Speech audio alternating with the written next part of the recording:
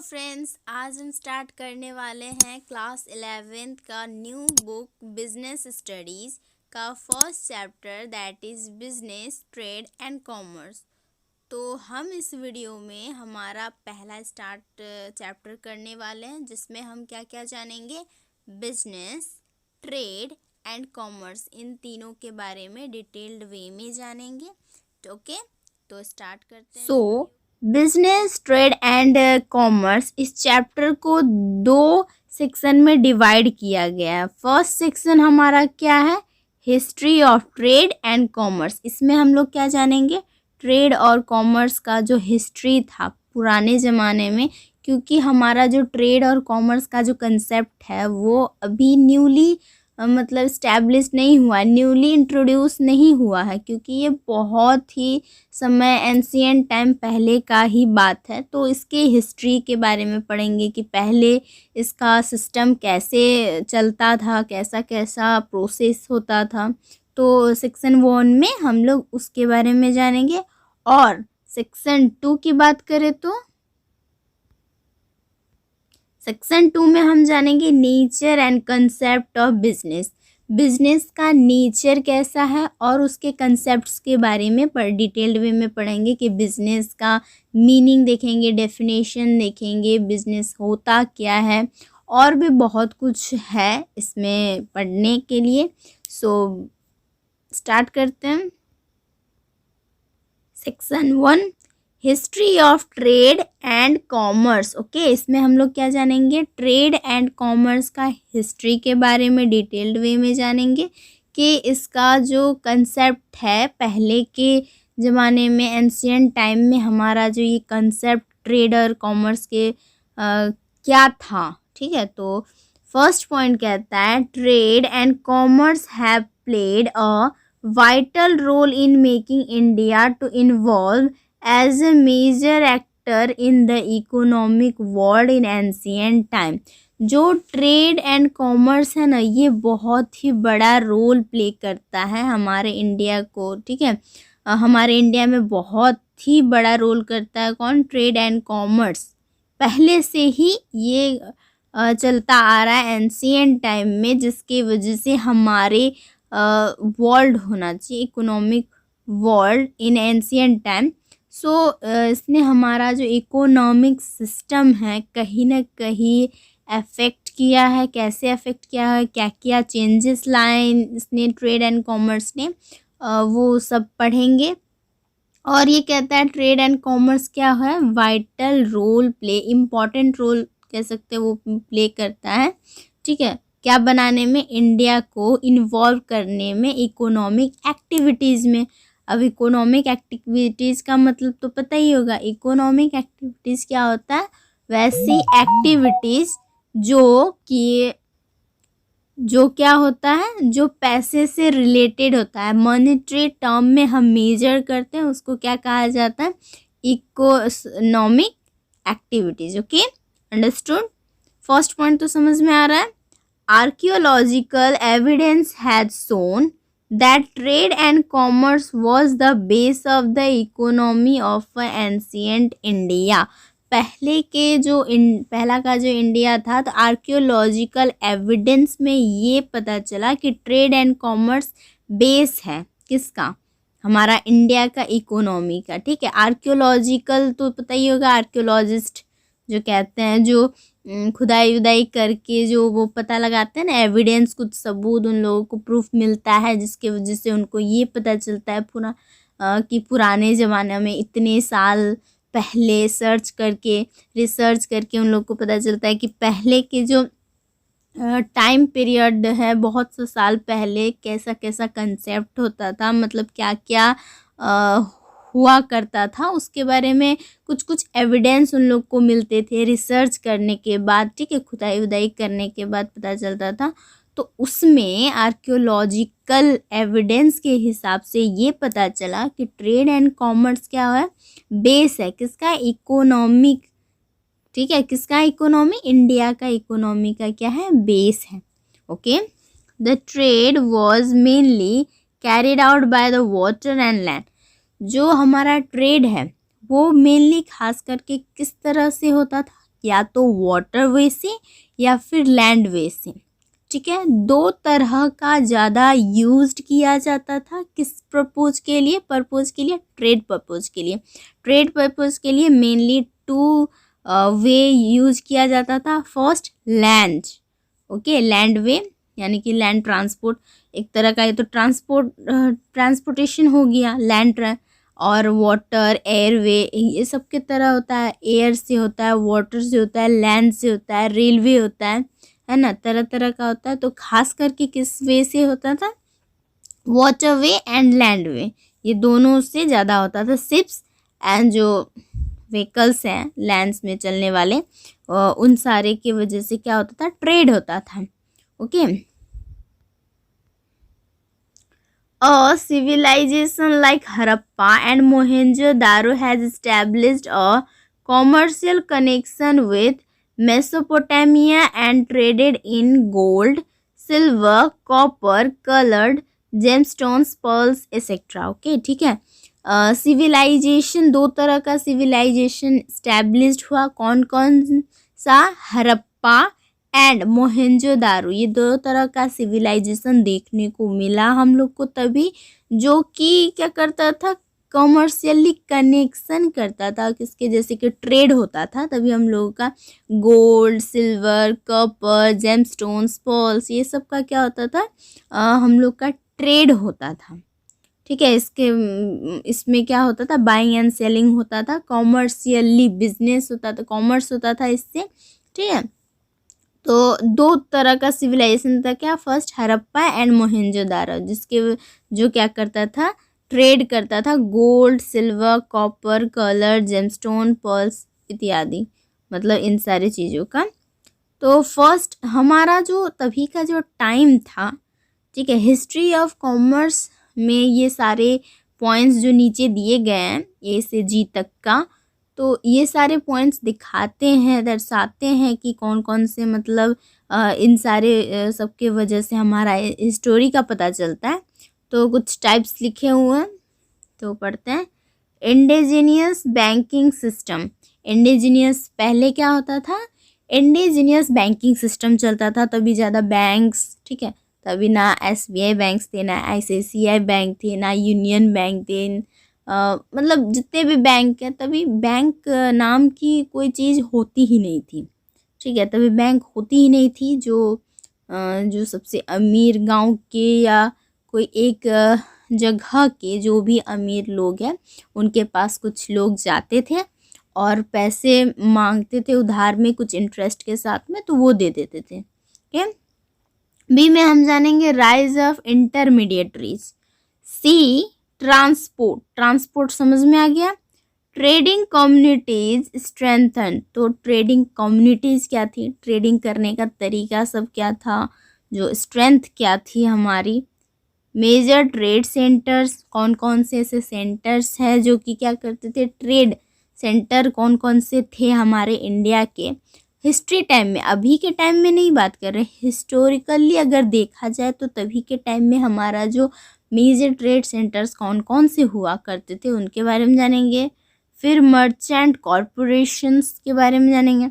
Major exports and imports. अब exports and imports क्या क्या चीज़ों का होता था वो भी जानेंगे। और एक यहाँ पे पॉइंट होना चाहिए जो छूट गया है, री इंडस्ट्रियलाइजेशन। ओके, उसके बारे में भी करेंगे हम लोग। री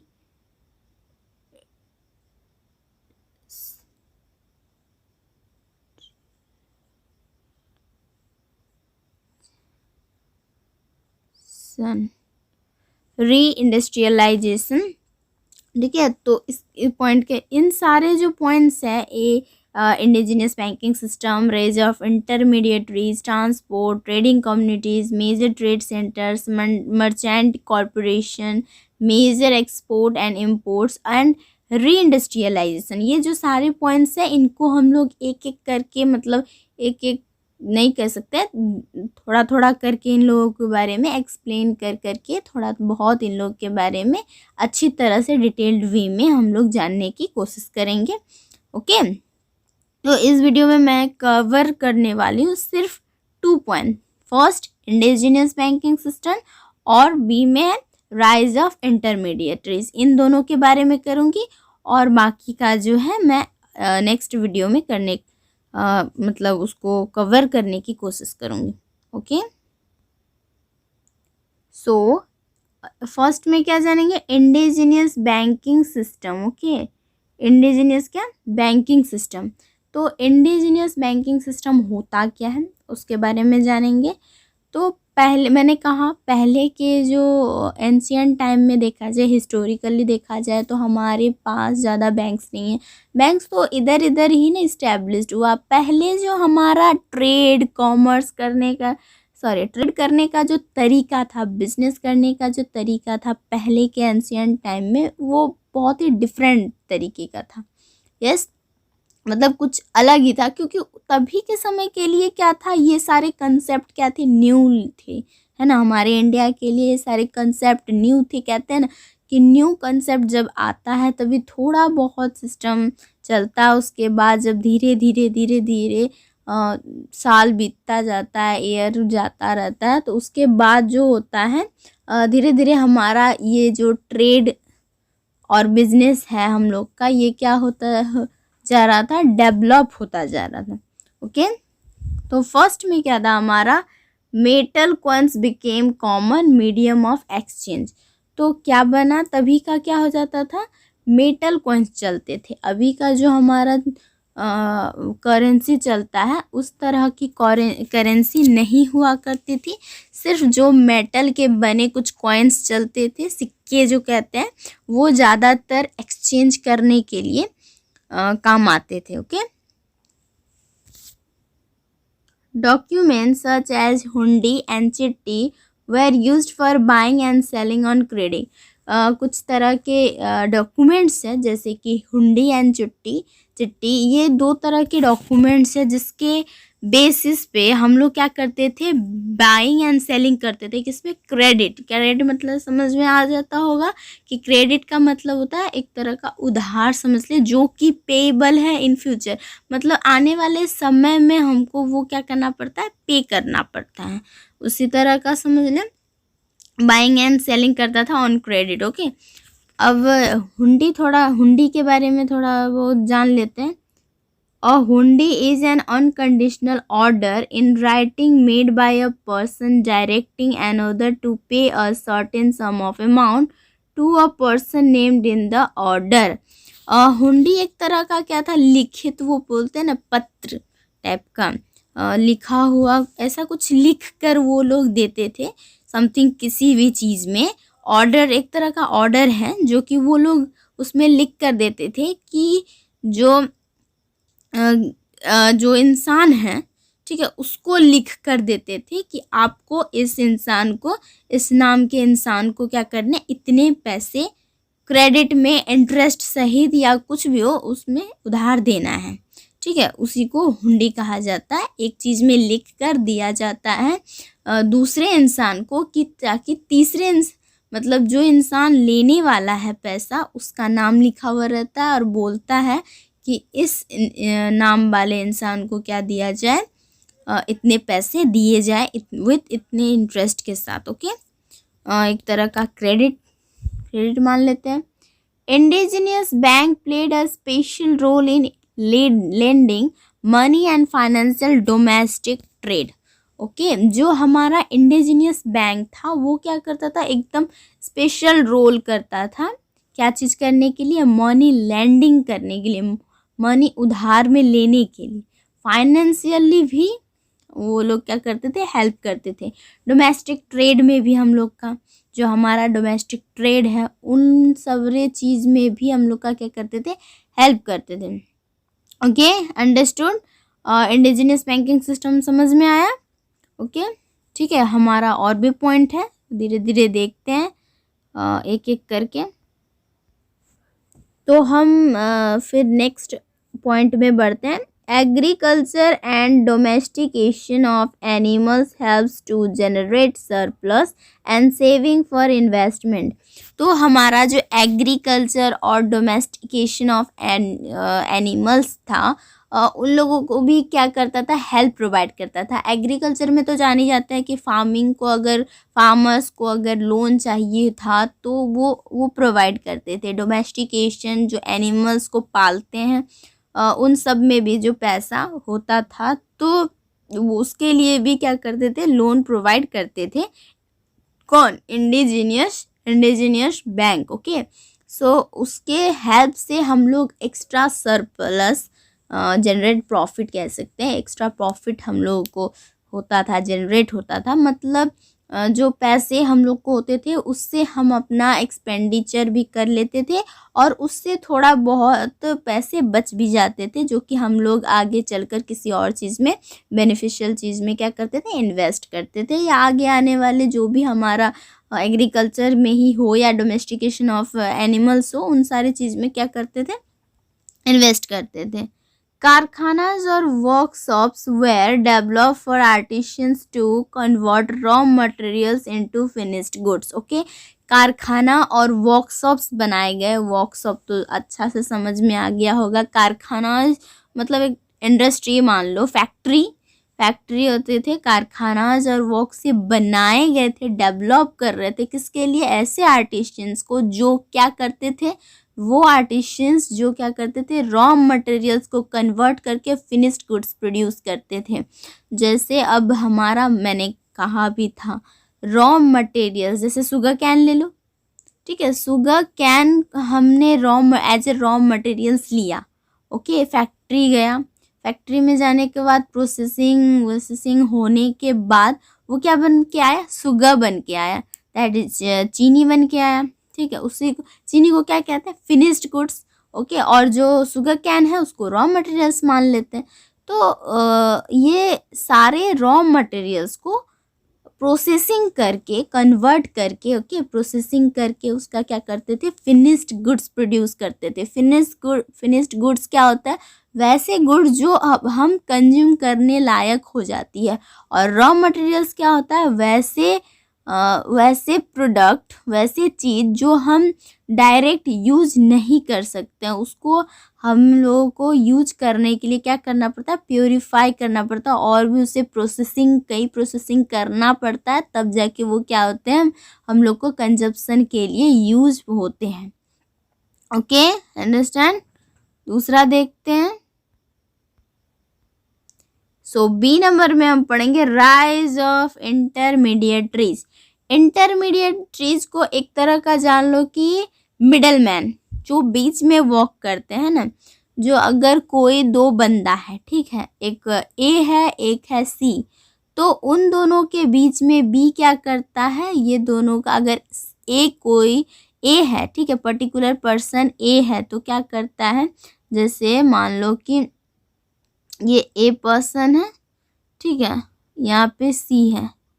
अगर इसको कोई चीज़ यहाँ इसको देना है, ठीक है, तो उसके बीच में जो एक बी आएगा, है ना, तो ये क्या करता है, इससे डायरेक्ट कनेक्शन नहीं बना सकता, कम्युनिकेट नहीं कर पा रहा है। तो उसने क्या किया, ए वाले ने क्या किया, बी वाले को, मतलब उसको वो काम समझाया कि उस तक पहुंचाना है, ये प्रोडक्ट जो भी है पर्टिकुलर, उस चीज़ को सी को पहुंचाना है। तो वो क्या करता है, पहले बी को देता है। ओके, बी को देने के बाद अब ये बी जो है, बी क्या करता है, फिर सी को देता है। ओके, इसी तरह क्या होता है, तो ये बी क्या हो गया, मिडल मैन।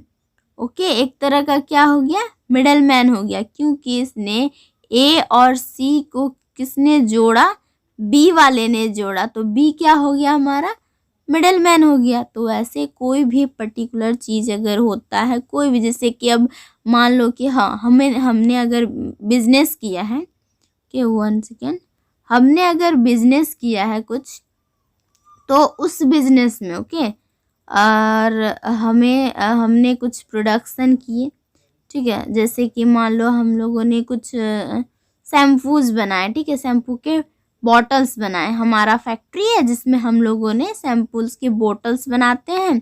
तो उस सैंपल की बोतल में, ठीक है, अगर देखो कोई भी बिजनेसमैन अगर कुछ प्रोडक्शन करता है तो वो ऑब्वियसली बेचने के पर्पज से करता है, उसको रखेगा तो नहीं, वो बेचेगा ही। तो जब वो बेचने की प्रोडक्शन प्रोसेस ख़त्म हो जाता है, फिनिश्ड गुड्स प्रोड्यूस हो जाते हैं, तो मान लो मेरा शैम्पू का प्रोडक्शन है, तो मेरा शैम्पू अब मुझे सेल करना है, तो मुझे किसके पास पहुंचाना पड़ेगा? छोटे छोटे दुकानों के पास, जो वर्कशॉप्स जो छोटी छोटी चलाते हैं उनके पास पहुंचाना पड़ता है। उनके पास पहुंचाने से पहले हम लोग क्या करते हैं, उसके पास पहुंचाने से पहले जो जिसको हम लोग देते हैं, ठीक है, बल्क अमाउंट में कोई हम अब देखो, कोई अगर रिटेलर क्या करता है, छोटे मोटे जो वर्कशॉपर्स होते हैं, शॉपकीपर्स होते हैं, वो क्या करते हैं, बल्क अमाउंट में कुछ भी प्रोडक्ट्स मतलब वो बेचते नहीं हैं, सेल नहीं करते हैं, क्योंकि वो अगर 1 पीस 2 पीस करके बेचते हैं तो छोटे छोटे अमाउंट में वो लोग बेचते हैं। तो छोटे छोटे अमाउंट में जब बेचते हैं तो वो जाके कंपनी में डायरेक्ट जाके तो वो बोलेंगे कि नहीं, कि मुझे 5 डब्बे शैम्पू के डब्बे चाहिए, वो तो बोलेगा ही नहीं, क्योंकि उसे क्या चाहिए, उसे थोड़े बहुत चाहिए। थोड़े बहुत के लिए वो कंपनी थोड़ी ना जाएगा, उतना इतना सामान लेने के लिए वो पूरा बिजनेसमैन के पास थोड़ी ना जाएगा, किसी फैक्ट्री में इंडस्ट्री में थोड़ी ना जाएगा। तो उसके बीच में जो आता है, मेरे मुंह से निकल गया, क्या कहते हैं उसको, जो भी हो, तो वो क्या करता है, पहले क्या करता है, वो प्रोडक्ट बल्क अमाउंट में खरीदता है, ठीक। वो बल्क अमाउंट में खरीदने के बाद वो शॉपकीपर क्या करता है, उससे ही थोड़े बहुत जो सामान उसके लिए इम्पॉर्टेंट है, जितना उसको बेचना है, जितना उसके पास पैसे हैं, उतना थोड़ा बहुत वो ले लेता है। उसके बाद उसको 1 पीस या 2 पीस, मतलब छोटे छोटे अमाउंट में क्या करता है, उसको सेल करता है। ओके, तो उसके बीच में जिसने काम किया उसको क्या कहेंगे हम लोग, मिडल मैन। ओके, तो वही कंसेप्ट है, इंटरमीडिएटरीज, बीच में जो होता है, ठीक है, बीच में जो रिलेट कर रहा है। तो राइज ऑफ इंटरमीडिएटरीज हो रहा है, तो इंटरमीडिएटरीज राइज होने लगा, जिसमें एजेंट्स एंड ब्रोकर्स, कुछ वॉक करवाना है, ठीक है, कुछ काम करवाना है, तो एजेंट एंड ब्रोकर्स क्या करते थे, पैसे लेते थे उन लोगों से कि अच्छा ठीक है, मैं ये अगर आपको ये काम करवाना है तो उसके लिए हम लोग को क्या कर पड़ेगा, इतना फीस हमें चार्ज करना पड़ेगा, उसके बाद हम ये काम आराम से कर लेंगे, हमारी जिम्मेदारी, उस तरह का होता था। फिर जगत सेठ क्या होते थे, मतलब वैसे इंसान जिसके पास बहुत सारे पैसे होते थे, वो दूसरों के क्या करते थे, लैंडिंग देते थे, लोन्स में पैसे देते थे। ओके, लोन के रूप में पैसे देते थे। अब वो किसी सिटी या छोटे से शहर या गांव में नहीं होता था, जगत मतलब पूरा कंट्री के लिए वो लोग, जैसे कि आपको अगर कोई फॉरेन प्रोडक्ट बेचने हो, ठीक है, फॉरेन में अगर एक्सपोर्ट करना हो आपको, तो उसके लिए भी वो क्या करते थे, लोन्स प्रोवाइड करते थे। क्रेडिट ट्रांजैक्शन होने लगा। फिर इंडिजीनियस बैंकिंग सिस्टम, मैंने ऊपर में बता ही दिया कि इंडिजीनियस बैंकिंग सिस्टम क्या था।